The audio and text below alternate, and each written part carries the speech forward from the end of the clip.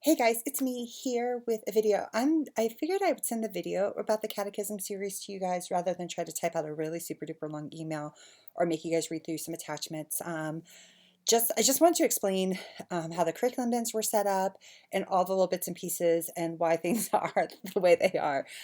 Just because that's how it is. So we are starting a catechism series. Thank you guys for your flexibility this past weekend. It literally was like a last minute thing Thursday. I'm about ready to head up into the mountains, and I realized that they actually added at the last minute an extra week into the catechism, which is great. I love that they did an intro like, hey, this is why we're doing it. This is what a catechism is. This is why it's important. This is how it fits into our history and tradition. So I love that they did that. But unfortunately, I was not in a place to where I could really quickly provide you guys with something like that for the kids. And honestly, the one of the biggest reasons why I love the fact that we're lining this up with adults is I'm excited for our kids and parents to be able to actually talk about this to where parents can actually feel like, man, like I know what you're doing, I know what you're learning. I feel confident in talking about this because I just got a 40 or a 25-minute sermon on what this is. So I'm excited just to have everything line up with our kiddos for the next 11 weeks around the catechism. So there's a lot of things to it. So first of all is Anchor. So I knew ahead of time that they were going to use Anchor as the series graphic, which I don't know, however you want to do it. The thing around the series is Anchor, which I think it's beautiful. I love it. So I try to incorporate that as well into what the kids are doing. So first off, is you guys should have received in your curriculum bins, you'll receive a bag that looks like that. There's Anchor keychains that you can give to the kids for them just to have as a reminder for the series. The second thing is, and I didn't know they were going to put that in last week's sermon, but I'm glad that they did. If you guys haven't watched it, I would encourage you guys to go back, check the online stream and watch it, Corey. Hebrews 6:19a, the first part of that verse, is actually what I picked for the memory verse for the entire series. So usually when we have Grow, there's like the one memory verse for 4 weeks for the kids to learn. Um, so I chose that as our memory verse. It's actually something that's been very powerful for me over the last few years.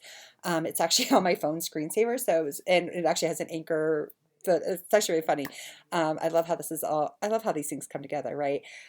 So Hebrews 6:19a, we have this hope, firm and secure as an anchor for the soul. I might have gotten that out of order, but it's that verse. And so use that over the next 11 weeks. So anytime it references a memory verse in the curriculum or whatever, use that verse as the memory verse. Now, if you have some older kids or you have kids that like, hey man, like they've a couple weeks and they got it, each week there is a different memory verse. That's the thing is like especially our younger elementary kids, I don't think they're going to be able to do a memory verse every week, unless your parents are actually really, really good about practicing it with them at home.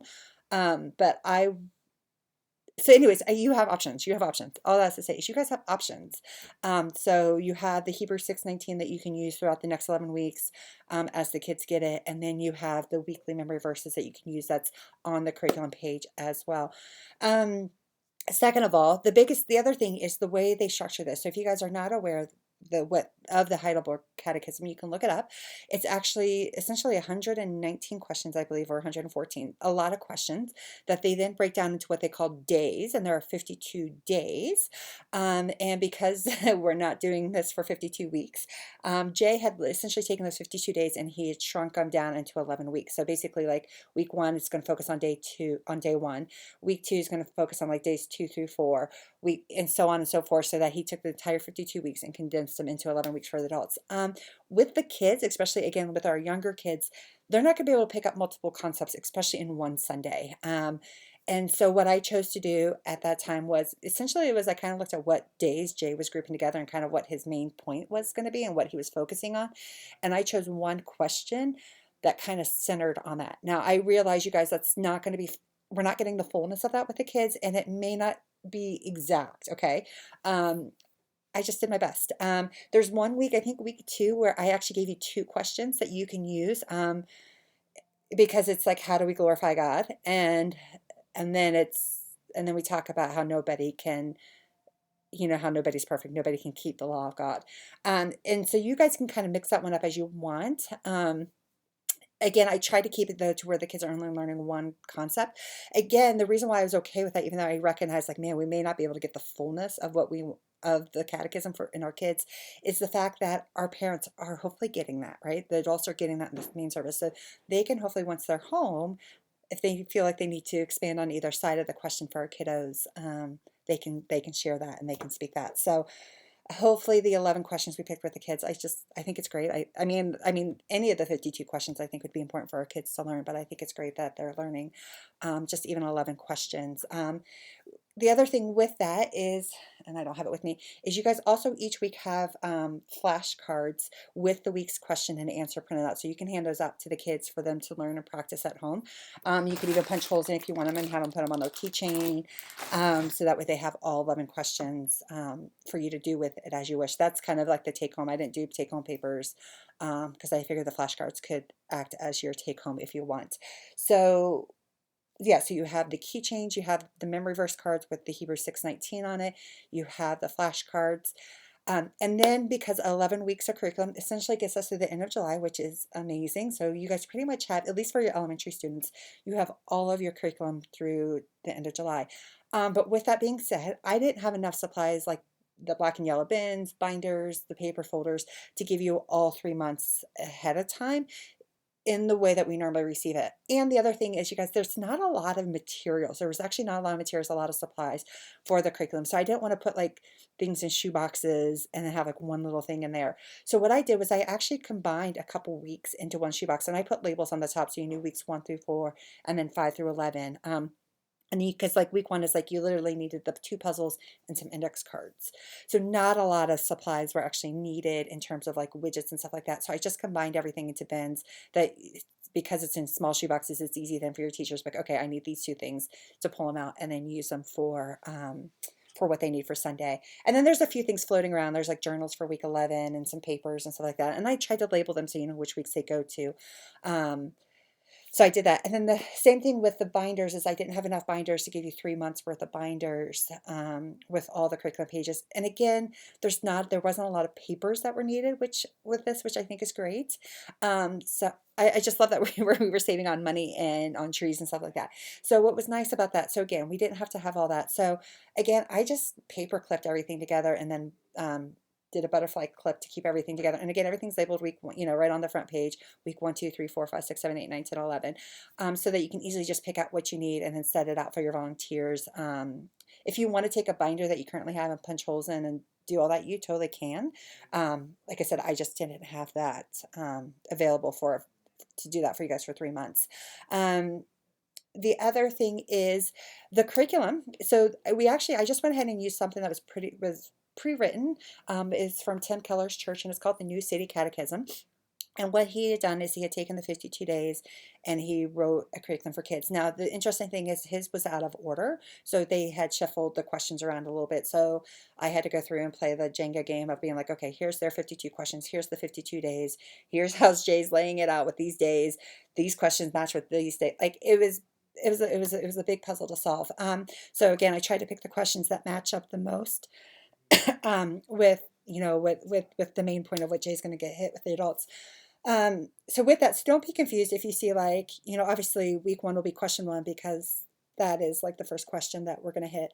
But then, and even I think week 2, I think you're on questions like 3 and 4, like, oh no, you're actually on 6 and 3. So like the questions, like you're going to, and then the questions may not be in order. That's okay. That's just because Tim Keller wrote this in a different order than the Heidelberg Catechism was presented and the way in which Jay's doing it. So that's why I gave you guys a cover sheet that says this is week 1, week 2, week 3 for each week, so you can see which packet goes with what.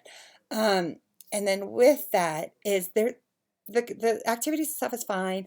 They actually gave you about 75 minutes worth of curriculum materials, which once we add in our worship time, if you do any welcome time, anything else like that comes outside of the curriculum, I figured 75 minutes would be too much. So I took out what they give you a virtue every week on top of the catechism questions. So I just took that activity out. Also, a lot of their stuff was like, sit and write this, read this, which again, with older kids, they can handle that.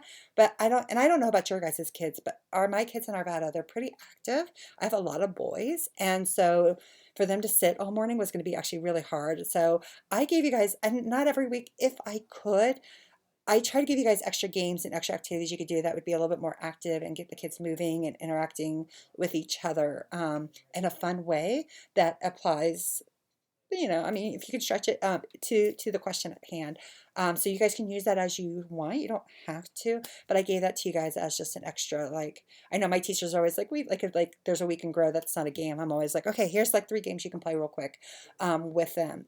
So I tried to give you guys a game or something like that extra that you can do. If I couldn't come up with one, I just didn't include it. So if you're wondering why, like, there's like some weeks like, hey, Lindsay, there's a game, some weeks there's not. It's just because I couldn't think of one, or whatever the activities were. I'm like, actually, I think the kids really need to do that. So, and maybe just do some more extra active worship songs with them that morning. Um, with that being said, the curriculum also, unfortunately, we're really used to grow into Carl, and our kids love Carl. I don't know about your kids, but our Vada kids love Carl. But with that is this curriculum doesn't have videos. Now, they do recommend videos throughout the course of the curriculum. So if I saw like in a week, they're like, hey, have this video, I got that video for you guys. And then there's also a few extra weeks. I think there's 3 weeks. Where I wasn't able to find a video that kind of corresponded with the topic. So if you want to go search for it on your own, you can. So I try to give you guys an extra video that you can incorporate, that your teachers can incorporate in their teaching time, or at some point in the morning, to help, just to give a little something extra for the kiddos to learn to learn the topic or the question that we are talking about. Also, I know this is why I did the video, because there's a lot to it. Also, there was somebody put together they took each question out of the catechism and they put it to song. I think song and music is a great way for kids to memorize things. So I also gave you guys that for each week. So again, you'll have to look at the actual printed materials, and it'll tell you question, 29, question 36, or whatever, to see which song to pick. But you guys should have all the songs. So I went and just pull down the ones that you needed. So you should have all the songs that match the questions that we're teaching for the morning that you can use with the kiddos. You can use it, or you can use it as a resource with families. You could just have it playing in the background. Whatever you want to use to get the kids to memorize the question, you can use the song. And then also I gave you guys a couple Lakewood, this will be on the Google Drive for East, because I put everything on a USB stick. I also gave you guys a couple recommended worship songs that you can use throughout the course of the series. It was funny. I was laughing because we were in our Vada team meeting, and Annabeth, we were all talking about the series coming up, and Annabeth's like, oh yeah, there's this one song, the I Believe, it's kind of like the Apostles' Creed, and I'm like smirking in my seat because I'm like, I already picked that for the kids to learn. So it's great. So some of the songs I don't know if she's going to do it throughout the entire series, because I don't think she did it this past Sunday, so we'll pop it up for the adults.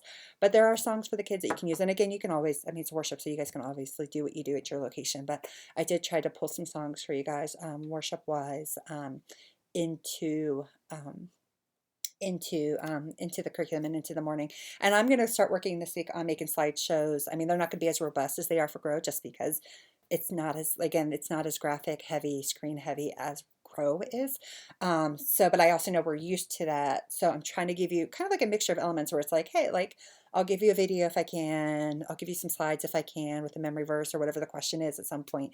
But I would, yeah, I would, it's going to be slightly different. So, and just make sure your teachers know, by the way, if you guys have not looked at the papers yet, and I'm going to get everything posted up to Planning Center here in the next day or so, it's not written out like, so Grow, they're like, here, do this, say this, do this act motion. It's not written out like that. It's like, hey, somehow highlight this, somehow highlight that. So your teachers, whoever is leading your lesson for the morning, they're going to have to actually go through and look at it ahead of time and kind of come up with their own flow of how they're going to teach it. Because it's not, so Grow is written kind of like more in story format. So it's like, hey, here's this Bible story, here's this Bible story, here's this Bible story. Because we're doing a catechism, it's like, here's this scripture, but it may not always center around story, right? So like when we talk about the Lord's Prayer, it's just the Lord's Prayer. And so what's great is, obviously we're still incorporating scripture. You can't do a catechism without incorporating scripture, but it's not necessarily a story of like, okay, here's the story of creation, here's the story of Ruth, here's the story of Peter with the vision of the animals coming from heaven. Like, so it's written just like, here's this scripture or the set of scriptures that matter to this catechism question that we're answering. So it's going to be slightly different in how we're teaching it. So again, everything's in your bins, and I'm going to get it, hopefully, like I said, hopefully it pops up to Planning Center here in the next day. If you guys need to start looking through it, so you can work with your teachers, so like, okay, here's how I would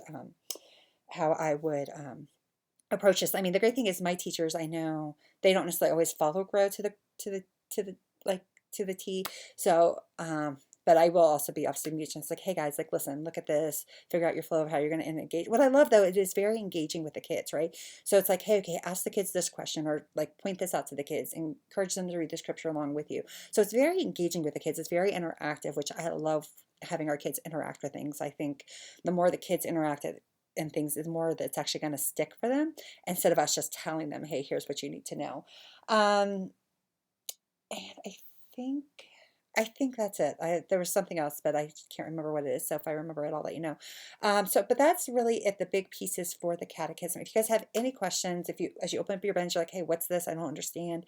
And you need me to walk you through it again, I totally will. But I think you guys got this. Yeah, I'm excited. I can't wait to hear how this is happening. I know in Arvada, I'm thinking of each week trying to see, like at the end of services, have my teachers or myself trying to get a couple kids on video answering the question, or the class answering the question, and then trying to do a compilation of the 11 weeks of the kids answering the 11 questions, and trying to make a video so that maybe we can highlight it to parents or to the adults or something like that later in the year. It's like, hey, this is like our kids are learning right alongside you guys, and this is what they're learning, and hear them, see them engaging in this catechism. So with that, so there's all of that. With that being said, is as you look at the 11 weeks, you're like, hey, I don't like this question. I have the entire series from New City Catechism. I have all the questions. I mean, you guys can do it. You guys are going to have to do what you need to do for your location. So I think that's it. Let me know if you guys have any questions or if you need anything else from me. I can't wait to hear how this goes. I'm really excited for our kids, for giving them like a base of like, man, like this is like, I mean, not that this is it, but like, man, like these are some really big truths we need to know about what it means to follow Jesus. So I'm really excited for our kids to learn, and I'm excited that we got to do this alongside with adults. So hopefully our parents will feel confident in talking with our kids throughout the course of this week. Oh, with that being said, if you guys did not catch it, and I don't know what your locations did, but here's a book that you can use, a resource if you want to give it to your volunteers or just recommend for them. It's the Good News We Almost Forgot. So again, it's not going to necessarily line up to, yeah, I mean, it will line up because this goes in order of how Jay did it. So you can use, this is a great resource for your volunteers. There's also, and I don't have it with me. There's a book, and I'll link it into the email if you want, as a resource for families. It's basically a devotional for families based off the Heidelberg Catechism. So you can either, if you want to buy it for families, just recommend it for them, just whatever you want to do with it, just ignore it, you can. But it's really great. So it's like takes, here's question 1, or here's day 1, and then here's like 5 devotionals, Monday, Tuesday, Wednesday, Thursday, Friday, that you can do throughout the week that to talk with your kids around this question. So I just bought it for my family. I'm going to be using it. I might be taking pieces out for our families and stuff like that, that they want to use it. But yeah, it's just some great resources you can use alongside. Oh, and then the other thing is, if you want, because again, this is 52 weeks and we're only doing 11. Again, I know it's not the fullness of it. There's 2 things, and again, it's hard because it's not the same. But like New City Catechism, they have like a little book that has like just the questions and answer, which I like. I don't mind this, you guys, as a supplement. What I don't like is just having kids memorize the question and answer and not explaining to them why. It's like, I think kids, I think a lot of people are tired of just being told what to believe, without the why. And so this is just a great way to supplement. This is actually what inspired me to make flashcards for you guys, because again, we're not doing all 52 questions and they're not in order if we were to do the book. But there's the book. So if you guys are interested for yourself, or you have any parents like, hey, I know this is only 11 weeks, but there's actually 52 weeks. We want to explore all 52 weeks with the kids. You can do this. And then there's also an app from New City Catechism that has the flashcards online, and it gives you like a little bit more in-depth scriptures and stuff like that. So those are just some other resources you can use with your families or just within your church if you want. So thank you guys so much for watching this really long video. I hope it's helpful.